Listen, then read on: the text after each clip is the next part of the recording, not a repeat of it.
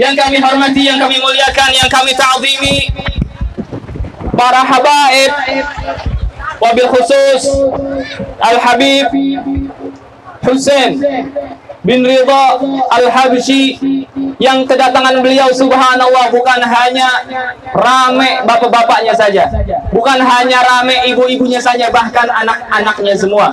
Alhamdulillah. Semoga dengan kedatangan beliau kita semua mendapatkan cinta beliau, amin. Dan kita semua dapat mencintai beliau, amin. Sebagaimana Nabi Muhammad SAW bersabda, awalu man yashrabu hawdi yawmal qiyamah ahlu baiti, thumma man ahabbahum minal arab, thumma man ahabbahum minal ajam. Yang artinya kata Nabi Muhammad, cinta kepadaku itu bisa membuat kita pada hari kiamat nanti kita bisa dapat minum air telaga Kautsar duluan.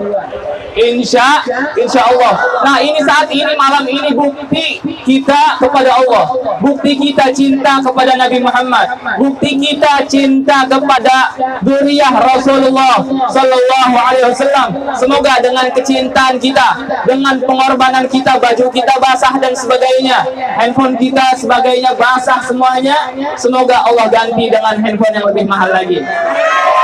Allah ganti baju-baju kita dengan baju-baju yang lebih mahal lagi. Dan Allah ganti kelelahan kita dengan Allah kasih kita bisa memandang wajah Rasulullah Sallallahu Alaihi Wasallam. Amin ya Rabbal Alamin. Subhanallah. Pada malam hari ini kita kedatangan Habib yang jauh datangnya dari Palembang. Beliau subhanallah berkorban banyak sama kita, berkorban waktunya, berkorban tenaganya. Beliau tinggalkan istri dan anak-anaknya. Untuk siapa? Untuk kita. Nah, saat ini yang kehujanan insya Allah, Allah kasih kemudahan urusan dunia dan akhirat. Yang neduh juga insya Allah dapat kemuliaan dari Allah Subhanahu wa Ta'ala. Tapi setengah doang, setengah. Enak banget Habibnya pada hujan-hujanan, pada masyarakat pada neduh semua. Enak banget tapi enggak? Subhanallah. Tapi enggak apa-apa. Semoga dengan apa yang kita lakukan pada malam hari ini Allah Ta'ala muliakan hidup kita semua. Amin ya Rabbal Alamin. Nabi kita Muhammad SAW itu berkorban sama kita bukan hanya hujan-hujanan doang. Nabi Muhammad berkorban sama kita bukan hanya tenaga doang. Nabi Muhammad berkorban untuk umatnya. Bahkan Nabi Muhammad bilang kepada kita semua, wallahi lau yushaku ahadukum bisyaukatin fi rijlihi la ajidu alamaha fi qalbi. Yang artinya demi Allah, jikalau ada satu umatku merasakan sakit tertusuk duri di kakinya, maka sama saja aku merasakan sakitnya di hatiku. Wow. Ada orang tua yang anaknya sakit, orang tuanya ngerasain sakit juga? Nggak ada. Ada guru yang muridnya sakit, gurunya sakit juga? Ada? Nggak ada. Enggak ada. Hanya Nabi kita Muhammad Sallallahu Alaihi Wasallam. Dan Nabi Muhammad cinta sama kita melebihi apapun juga. Cinta sama kita melebihi apapun juga, sehingga Nabi Muhammad bersabda, wallahi inni arhamukum asyaddur rahmatan min rahmati abaikum lakum wa asyaddur rahmatan min anfusikum li anfusikum, kata Nabi Muhammad. Demi Allah, aku cinta kepada umatku, yaitu kita semua.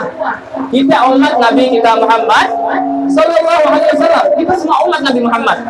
Oleh karenanya ini salah satu perjuangan sama Nabi Muhammad. Nabi Muhammad dulu bukan hanya kehujanan, bukan hanya kepanasan, bahkan Nabi Muhammad melewati gurun pasir itu panasnya luar biasa. Tapi untuk apa? Untuk berdakwah kepada umatnya. Semoga kita semua diakui sebagai umatnya Nabi kita Muhammad Sallallahu Alaihi Wasallam.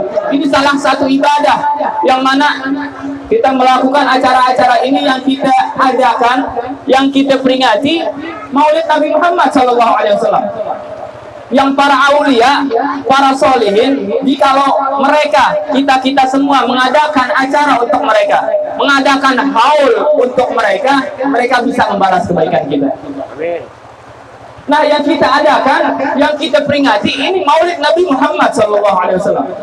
Maulid Nabi Muhammad Sallallahu Alaihi Wasallam.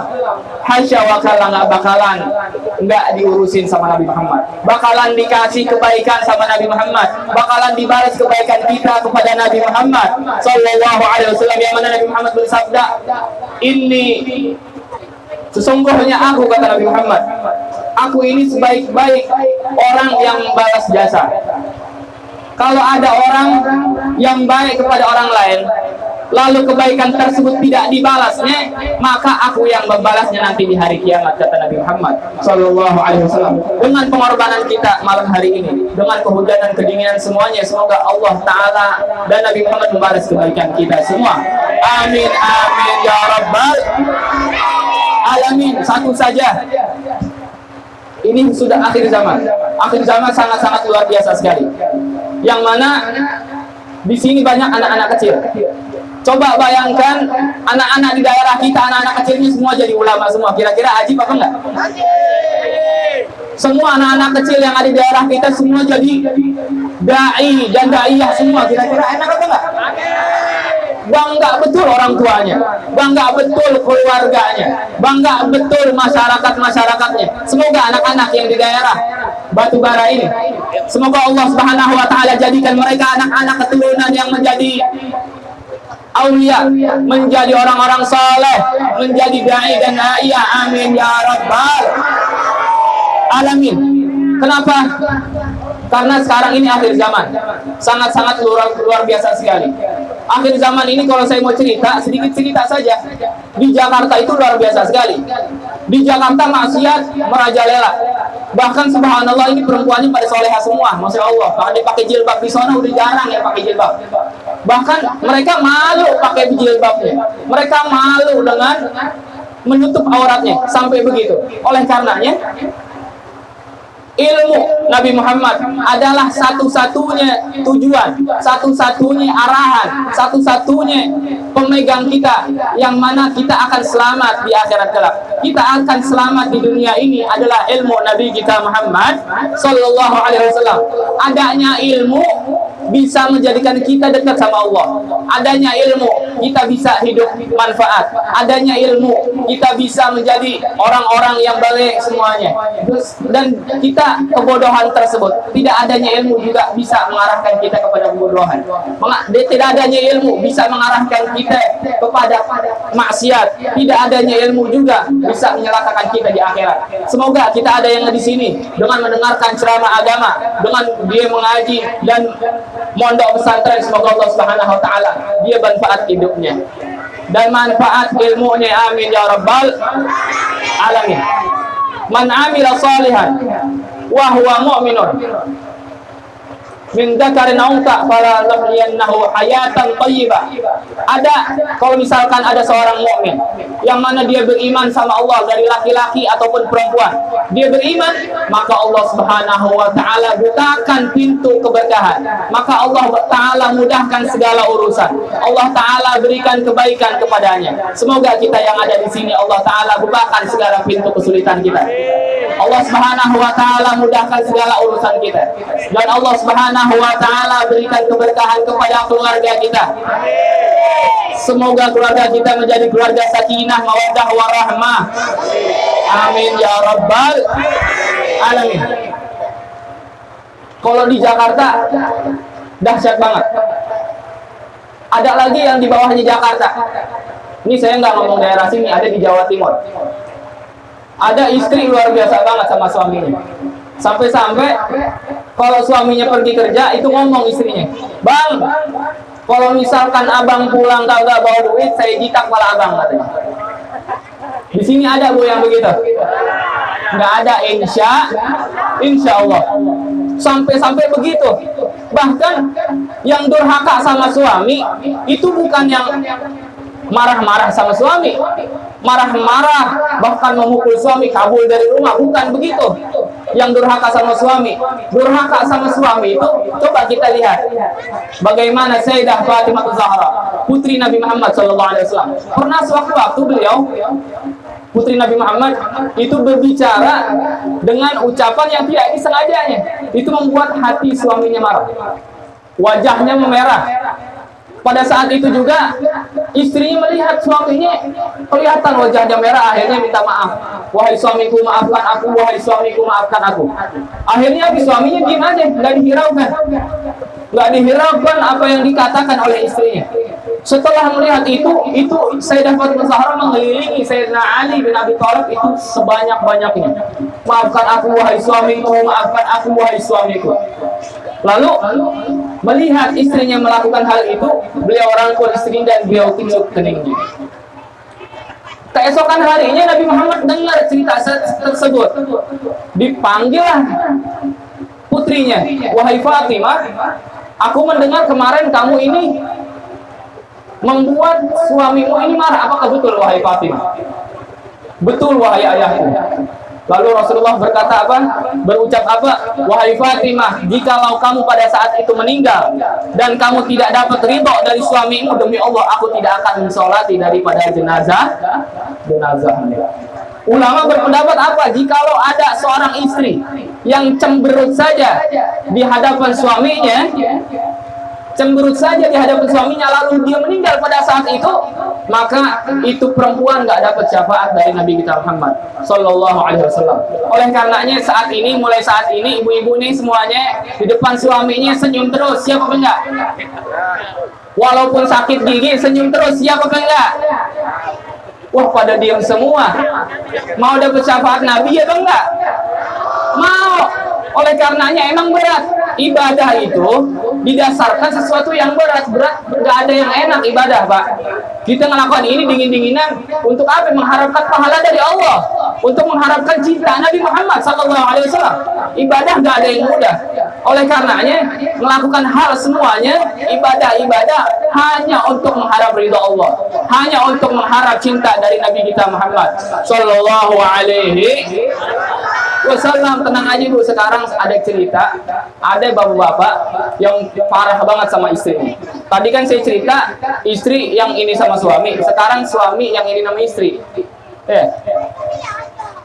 Di Jawa Timur, itu tepatnya di Situbondo, itu ada istri yang solehah betul-betul solehah. Bahkan dia punya suami yang la haula wala quwata illa billah. Itu setiap harinya mabok kerjaannya, setiap hari judi kerjaannya, setiap hari ngelakuin KDRT, dipukulin istrinya. Sehingga pada saat dia berantem, itu ada tetangganya yang melerai. Lalu apa kata istrinya? Pak, jangan Pak, katanya, jangan dilerai, biarkan ini urusan saya dengan suami saya. Subhanallah, sampai begitu. Akhirnya dengan berbagai macam problematika, akhirnya ini istri meninggal. Kenapa?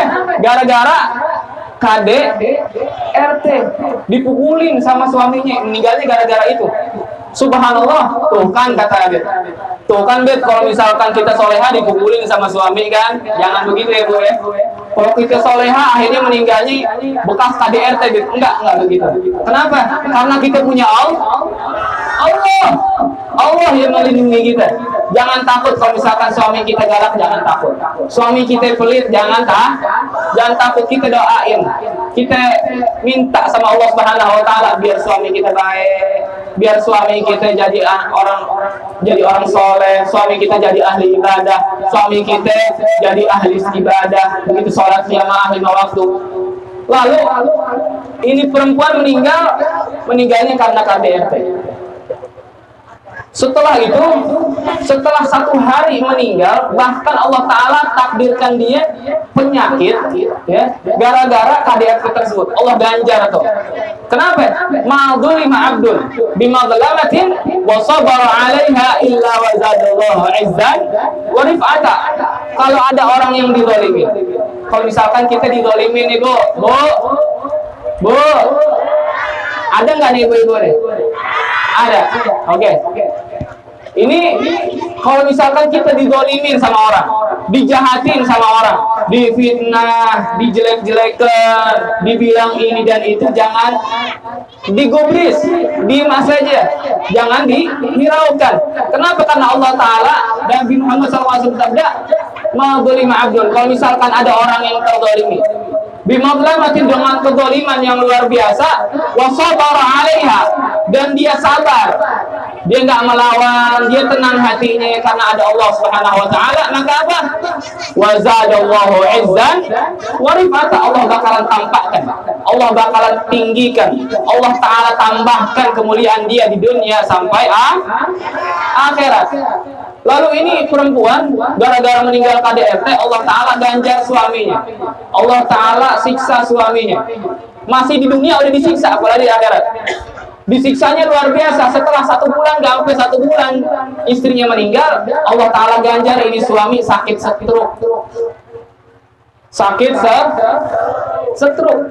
Stroke-nya sampai parah banget, sampai ngais-ngais itu apa, jalan-jalan sampai minta-minta makan sama tetangganya. Dan ganjar dari Allah taala, siksa dari Allah taala ini bukan hanya setahun 2 tahun Bu bagi suami ini. Bukan 10 tahun, 20 tahun, enggak, tapi 30 tahun sakit stroke. Setelah 30 tahun sakit stroke, akhirnya Allah taala cabut nyawanya dan dia meninggal.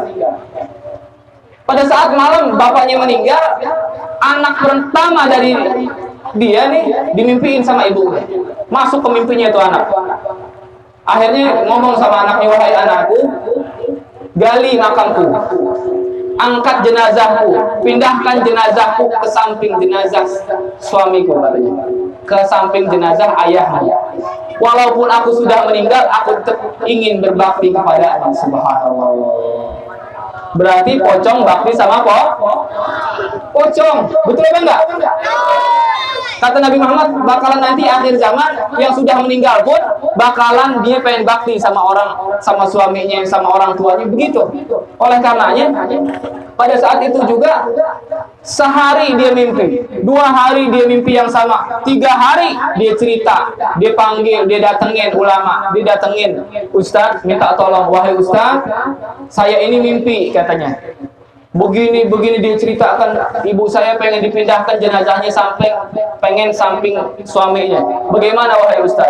Lah, buru-buru, ayo cepat. Kalau begitu berarti dia kepengen tuh dipindahkan jenazahnya samping jenazah suaminya. Pada saat diangkat jenazahnya, subhanallah, ini 30 tahun. Pas diangkat jenazahnya ternyata kain kafannya masih putih. Jenazahnya masih bersih. Nggak ada yang namanya kelihatan itu kayak baru kemarin meninggal. Bukan hanya orang yang hafal Quran saja yang jenazahnya dijaga sama Allah. Bukan hanya ulama saja yang jenazahnya dijaga sama Allah Ta'ala. Wanita-wanita soleha pun kalau dia soleha kepada suaminya, itu dijaga sama Allah Subhanahu wa Ta'ala. Kira-kira enak apa enggak dijaga sama Allah?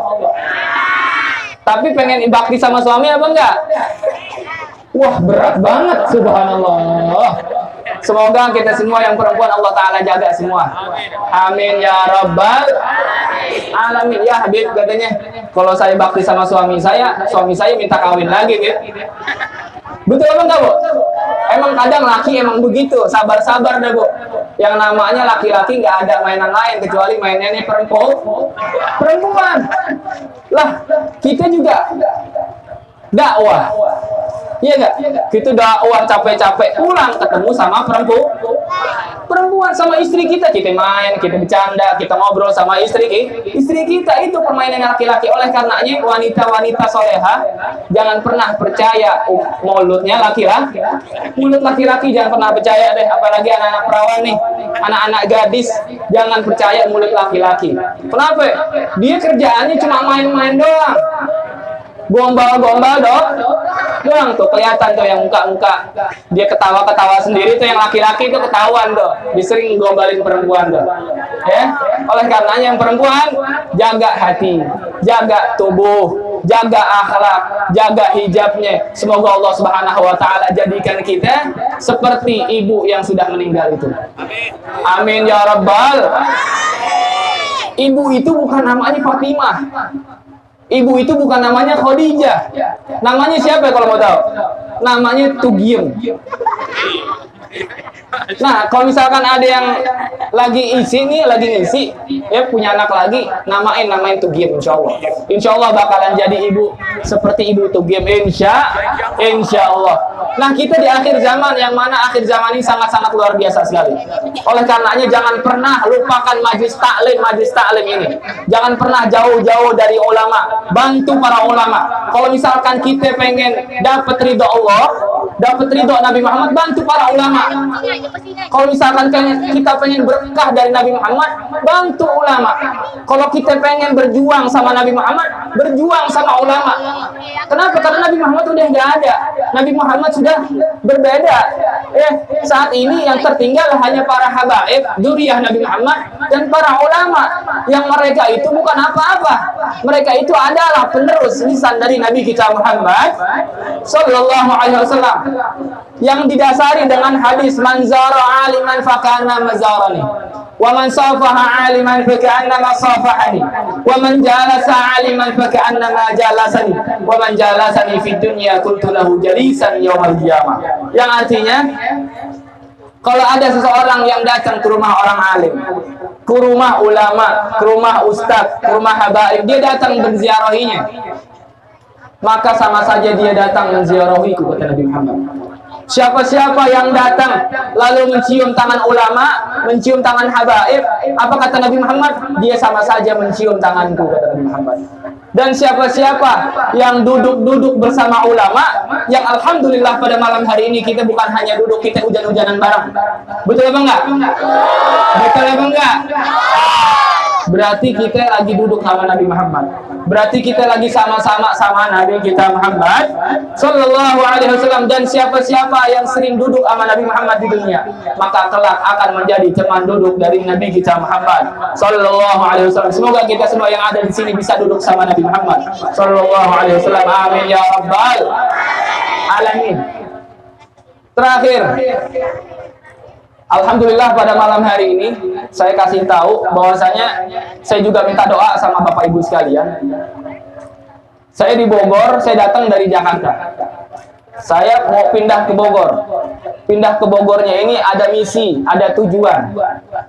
Ada perintah daripada guru saya, yaitu beliau berpesan kepada saya, "Ya Ali, besok kamu buat pondok pesantren," katanya.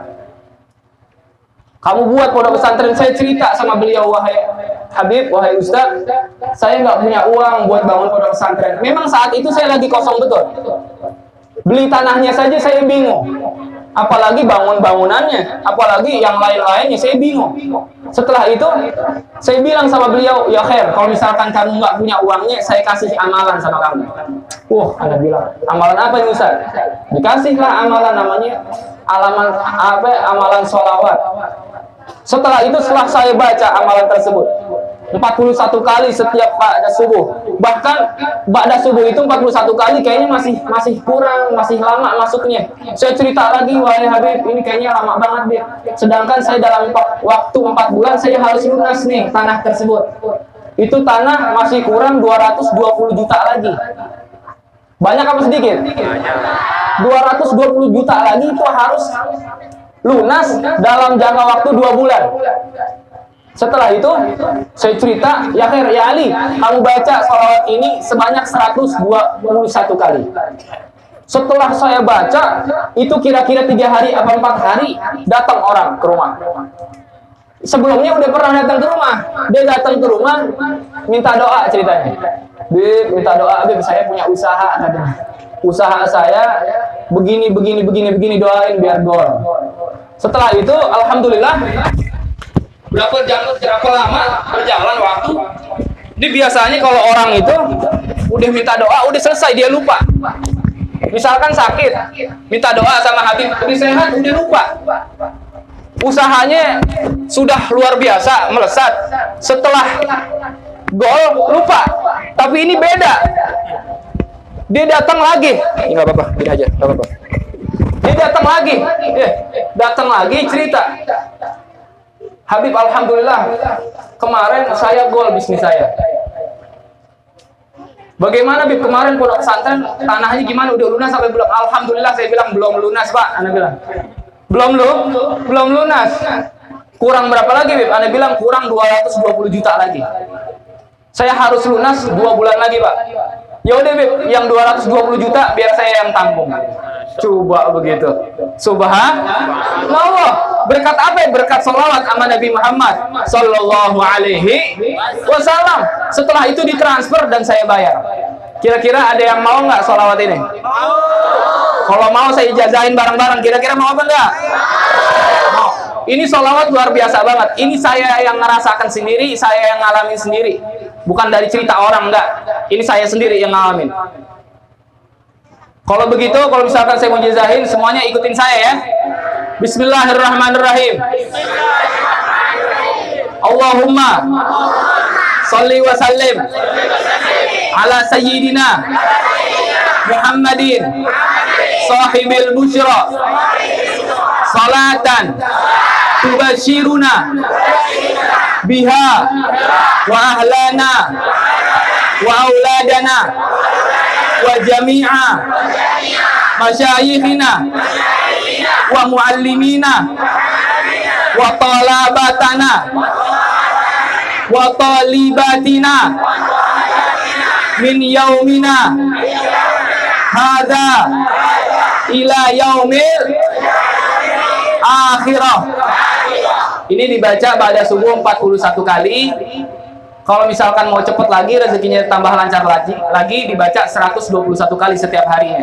Insya Allah bakalan semua yang hajat-hajat kita dikabulin, semua kepengenan kita terpenuhin, semua hutang-hutang terbayar, yang nggak punya keturunan Allah kasih keturunan, yang belum dapat jodoh Allah kasih jodoh, bahkan yang belum dapat jodoh naik ke panggung deh, insya Allah langsung dapat jodoh nih, banyak nih, anak mudanya nih.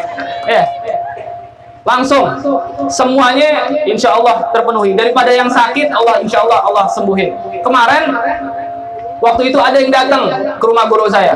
Yang ngasih ijazah ini adalah Al-Habib Segaf bin Al-Habib Hasan Baharun yang ada di Jawa Timur.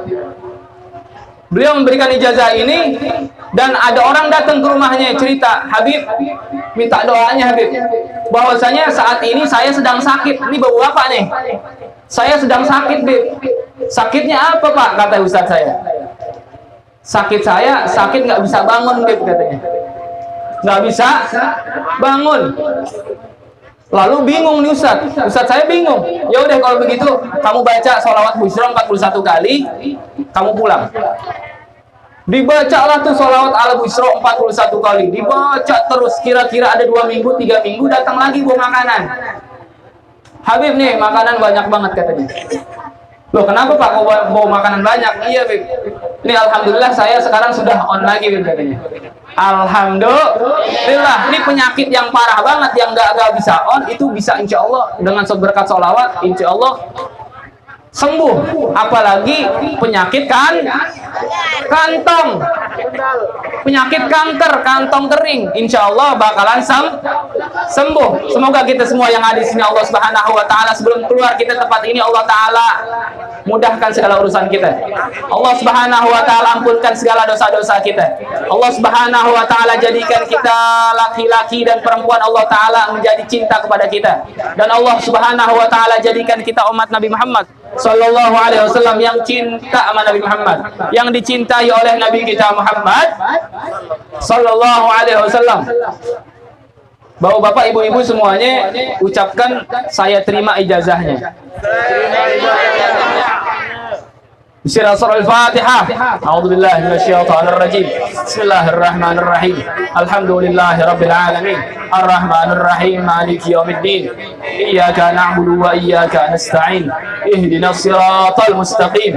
Siratal ladzina an'amta 'alaihim ghairil maghdubi 'alaihim waladdallin. Amin. Afdhalu qultu ana wa nabiyyuna min qabli la ilaha illallah. La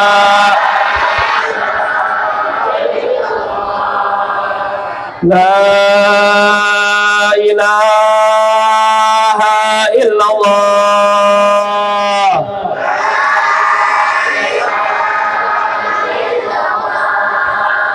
La ilaha illallah.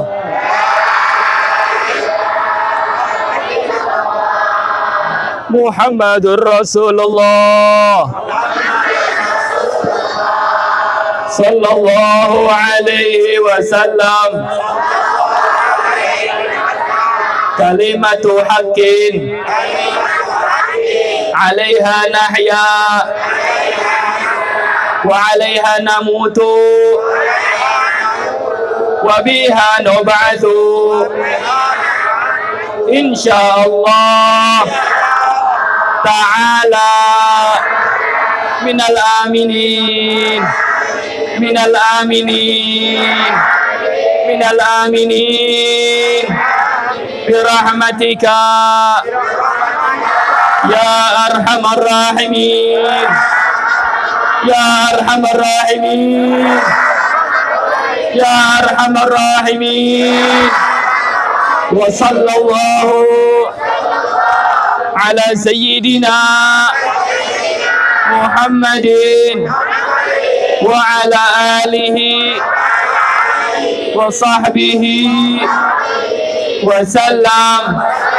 Walhamdulillahi rabbil alamin. Wafana ya karim, wafana ya rahim. Rabbana taqabbal innaka as-sami'ul alim wa tub alaina innaka antat tawwabur rahim. Rabbana zalamna anfusana wa illam taghfir lana wa tarhamna lanakunanna minal khasirin lanakunanna minal khasirin lanakunanna minal khasirin birahmatika ya arhamar rahimin ya arhamar rahimin ya arhamar rahimin. Allahumma maghfiratuka awsa'u min dhunubina wa rahmatuka arja indana min amalina. Allahumma nas'aluka ma salaka minhu 'abduka wa nabiyyuka Muhammad sallallahu alaihi wasallam wa na'udzu bika ma sa'alaka minhu 'abduka wa nabiyyuka Muhammad sallallahu alaihi wasallam. Allahumma ya muhawwil al-ahwal hawwil halana wal muslimina ila ahsanil hal ila ahsanil hal ila ahsanil hal. Rabbana atina min ladunka rahmah wa hayyi lana min amrina rashada. Rabbana atina fid dunya hasanah wa fil akhirati hasanah wa qina adzabannar wa qina adzabannar wa qina adzabannar. Wa sallallahu ala sayyidina Muhammadin wa ala alihi wa sahbihi wa sallam. Walhamdulillahi rabbil alamin. Ya Allah, terima kasih ya Allah udah berikan kita nikmat iman, nikmat Islam, nikmat sehat wal afiat, nikmat rizki yang banyak. Terima kasih ya Allah, dan maafkan keluarga kami ya Allah jikalau keluarga kami banyak dosa ya Allah. Maafkan segala urusan-urusan kami yang telah kami zalimi ya Allah. Ya Allah, jadikan kami umat Nabi Muhammad yang bahagia ya Allah, yang setiap hari mendapatkan kabar gembira ya Allah. Jangan jadikan kami umat yang celaka ya Allah. Dekatkan kami kepada ulama ya Allah. Dekatkan kami kepada para zuriyah Nabi Muhammad ya Allah. Jadikan kami orang-orang yang bersyukur kepadamu ya Allah. Jadikan kami orang-orang yang selalu menyebut namamu ya Allah. Ya Allah, ya Allah. Kabulkan doa-doa kami semua ya Allah. Kabulkan doa-doa kami semua ya Allah. Kabulkan hajat-hajat kami semua ya Allah. Jadikan anak-anak kami, lima anak kami jadi ulama semua ya Allah. Jadi ulama semua ya Allah. Jadi ulama semua ya Allah. Jangan hanya jadikan ulama satu saja ya Allah, tapi lima-limanya jadikan ulama semua ya Allah. Agar Nabi Muhammad bahagia kepada kami ya Allah. Agar Nabi Muhammad cinta kepada kami ya Allah. Agar Nabi Muhammad bangga kepada kami ya Allah. Sebagai kami orang-orang yang menjadi tanggung jawab kami di akhirat nanti adalah mereka semua ya Allah. Harta banyak tidak jadi apapun ya Allah di matamu ya Allah. Derajat tinggi, jabatan tinggi tidak jadi apapun di hadapanmu ya Allah. Jadikan hati-hati kami ya Allah hati-hati yang bersih ya Allah. Hati yang jauh dari sifat hasud ya Allah. Dari sifat sombong ya Allah. Dari sifat tercela ya Allah. برحمتك يا أرحم الراحمين يا أرحم الراحمين يا أرحم الراحمين فرج عن المسلمين ربنا تقبل منا إنك أنت السميع العليم وتب علينا إنك أنت التواب الرحيم ربنا آتنا في الدنيا حسنة وفي الآخرة حسنة وقنا عذاب النار وصلى الله على سيدنا محمد وعلى آله وسلم والحمد لله رب العالمين. Kurang lebih mohon maaf, minta ridho semuanya. Kurang lebih mohon maaf, minta ridho semuanya. Semoga dengan apa yang kita hajatkan, apa yang kita inginkan, apa yang kita capai, apa yang kita harapkan semua Allah Ta'ala kabulkan. Amin ya Rabbal Alamin. Sallu ala Nabi Muhammad. Takbir.